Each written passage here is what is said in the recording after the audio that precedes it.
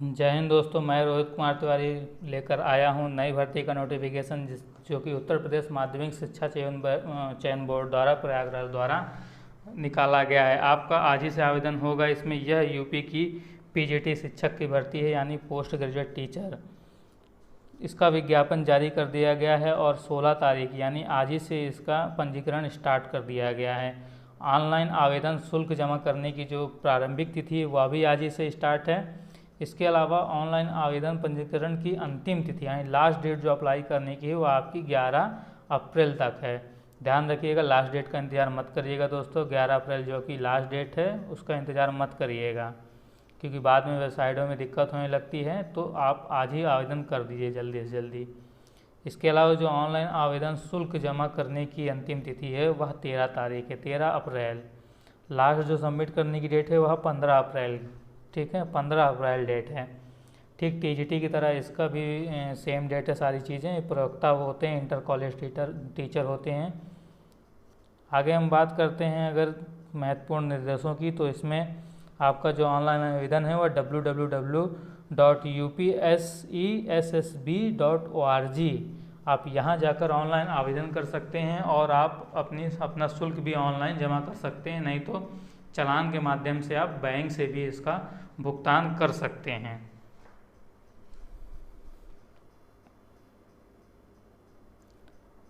बात किया जाए इसका आवेदन का, इसका जो आवेदन है आप एक से अधिक पद के लिए आवेदन कर सकते हैं और सबके लिए आप अलग अलग आवेदन करेंगे। एक से अधिक विषय के लिए अगर आप एक ही विषय का आवेदन कर रहे हैं तो उस एक विषय का आवेदन आप कई आवेदन नहीं करेंगे, यानी मल्टीपल आवेदन आप नहीं कर सकते हैं।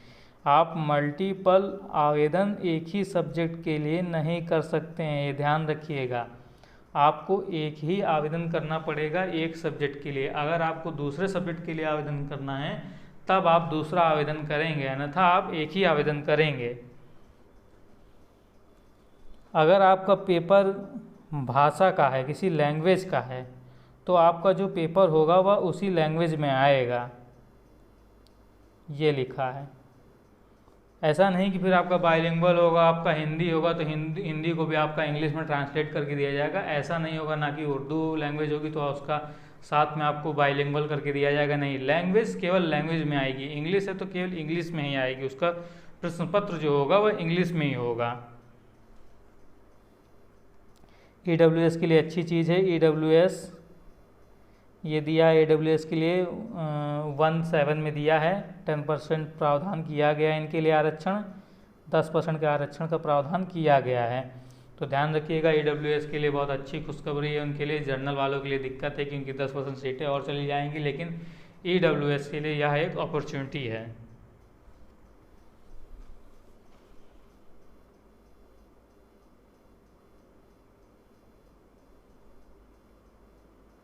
कब ऑनलाइन शुल्क की बात करते हैं तो ऑनलाइन शुल्क इसका टोटल 750 रुपये पड़ेगा आपका अगर आप जर्नल हैं। अगर आप OBC हैं तब भी आपको 750 रुपये देना है, लेकिन EWS हैं तो आपको 650 देना है।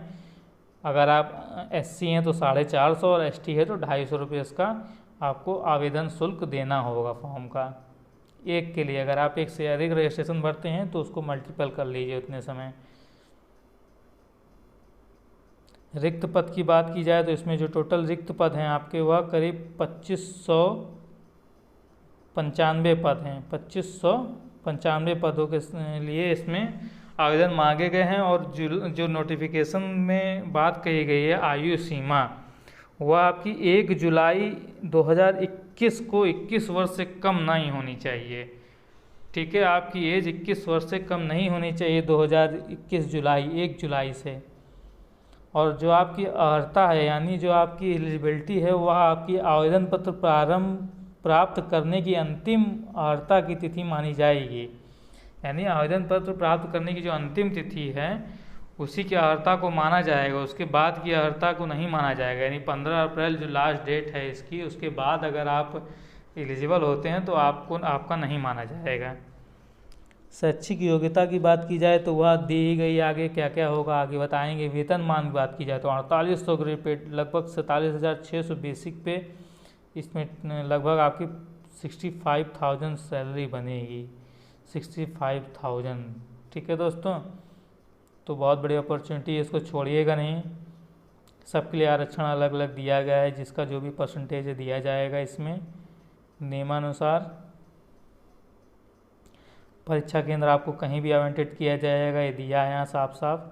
आप परीक्षा केंद्र नहीं चुनने के लिए कहा जाएगा, यहाँ आवंटन दिया गया है कि सभी मंडल मुख्यालयों पर ही केंद्रों का निर्धारण किया जाएगा और अभ्यर्थी को कोई भी परीक्षा केंद्र आवंटित किया जा सकता है, ये दिया है। कोई भी आपको जाना होगा वहीं परीक्षा देने। लिखित परीक्षा 425 अंक की होगी इसमें, जिसमें प्रत्येक 125 क्वेश्चन होंगे, प्रत्येक क्वेश्चन 3.4 अंक का होगा और सभी प्रश्न अनिवार्य होंगे। समय अवधि जो होगी वो 2 आवर्स होगी, 2 घंटे यानी 120 मिनट होंगे कुल इसमें, 120 मिनट होगा। प्रश्न पत्र का प्रारूप जो होगा यानी मल्टीपल चॉइस क्वेश्चन आएंगे आपके पास, बहुविकल्पी प्रश्न ये दिया है आपको। मल्टीपल चॉइस क्वेश्चन होंगे, प्रत्येक उत्तर के लिए 4 विकल्प होंगे, 4 विकल्प होंगे प्रत्येक उत्तर के लिए। और ब्लैक पेन से ही आपको काला करना होगा, ब्लैक पेन दिया है। इसमें आपका साक्षात्कार भी होगा, ये लिखा है कि प्रश्न एवं तदर्थ शिक्षक अभ्यर्थियों द्वारा लिखित परीक्षा में प्राप्त अंकों के आधार पर प्रयोक्ता संवर्ग के साक्षात्कार हेतु समेकित मेरिट लिस्ट जारी की जाएगी। यानी आपका साक्षात्कार इसमें होना भी चाहिए दोस्तों, क्योंकि यह बहुत बड़ी वैकेंसी है और प्रवक्ता होंगे आप, इंटर कॉलेज टीचर होंगे, आपकी पेमेंट 65,000 होगी, तो क्या आपका इंटरव्यू नहीं होना चाहिए?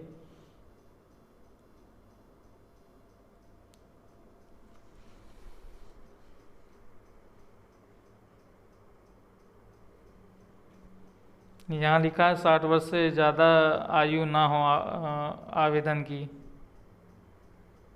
60 वर्ष से ज़्यादा आवेदन करते समय आपकी आयु ना हो, ये दिया है आपको। 12-10 नंबर पे पढ़ना है, आपका दिया है।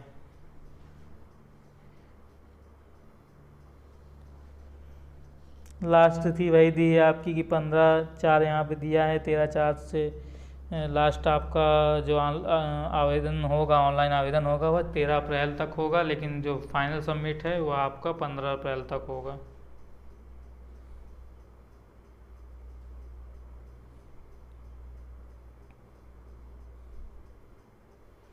यह आपका रिक्तियों का यहाँ उल्लेख किया गया है कि कितनी रिक्तियाँ हैं। बालक संवर्ग की बात की जाए तो हिंदी में 213, बहुत ज़्यादा वैकेंसी हैं, बहुत ही बढ़िया अपॉर्चुनिटी है। टोटल 363 हैं। इसके अलावा आपका गणित है, गृह विज्ञान है, अर्थशास्त्र है, इतिहास है, इंग्लिश है, कला है, नागरिक शास्त्र, भूगोल है, मनोविज्ञान है, शिक्षा शास्त्र, समाज शास्त्र है, संस्कृत है, जीव विज्ञान है, भौतिक विज्ञान है। इसके अलावा रसायन है, भौतिक विज्ञान, रसायन विज्ञान, शारीरिक शिक्षा, वाणिज्य, कृषि, सैन्य विज्ञान और तर्कशास्त्र भी है यहाँ पे। हिंदी के लिए, इसके लिए बात की जाए बालिका वर्ग के लिए तो यहाँ हिंदी है, गणित है, गृह विज्ञान, अर्थशास्त्र, इतिहास, इंग्लिश, कला, नागरिक शास्त्र, भूगोल, मनोविज्ञान यानी साइकोलॉजी, शिक्षा शास्त्र, समाजशास्त्र, संस्कृत, जीव विज्ञान, भौतिक विज्ञान, रसायन विज्ञान और शारीरिक शिक्षा भी है। उसके अलावा संगीत, गायन, म्यूजिक और संगीत वादन भी है। अर्हता की बात की जाए तो इसमें आपका केवल पीजी होना ज़रूरी है, यानी आपने पोस्ट ग्रेजुएट कर रखा हो, किसी भी सब्जेक्ट से पोस्ट ग्रेजुएट कर रखा हो, अगर उस सब्जेक्ट में आप एलिजिबल हैं, पोस्ट ग्रेजुएट आपने यानी पीजी कर रखा हो, यानी आपने पीजी कर रखा हो, एमए किया हो, एमएससी किया हो, ऐसे ही आप पोस्ट ग्रेजुएट होने चाहिए। हिंदी की बात किया तो हिंदी में एमए तथा संस्कृत साथ बीए अथवा शास्त्री परीक्षा राजकीय संस्कृत कॉलेज वाराणसी अब संपूर्ण विश्वविद्यालय द्वारा आपने की हो। हिंदी वालों के लिए रहता है कि साथ में संस्कृत भी जरूरी होती है।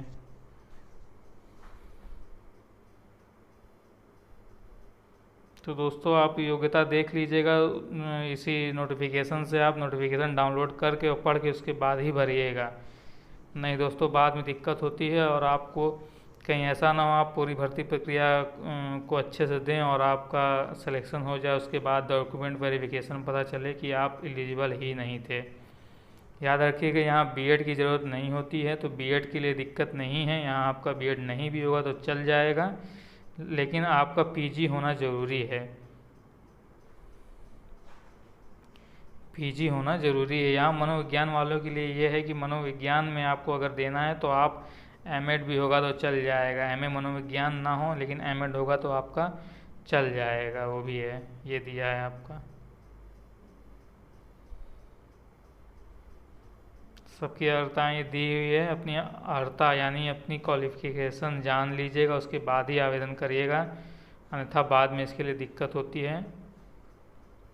ओके दोस्तों, जय हिंद। तो आप अपने चैनल लर्न जिला को सब्सक्राइब करना ना भूलें।